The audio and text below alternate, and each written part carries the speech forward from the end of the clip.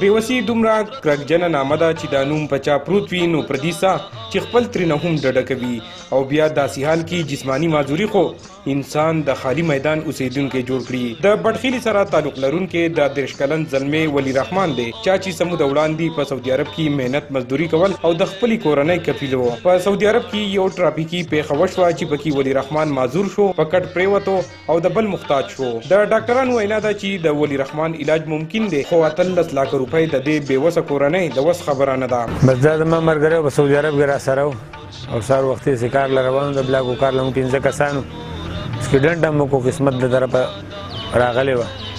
په سټوډنټ کې موږ ټول لاس ماتې خپه ماتې شو خو دی پکې د سپینل کارډ مسله ده دراله و خو الله دله زندګي ورکړه او راغی بس اوس دا 4 کاله د په دې کټ کې شو دا واړه واړه ماشومان دي. ګاډي ایسته وجنګېدو 50 ورځې خو زه بېهوشه وم او مرۍ کې دا پیښې و په دې به دغه راکوله دا خوراک اول دا سپینل کارډ چې دی دا لګېدلې دا کرک شوی دی.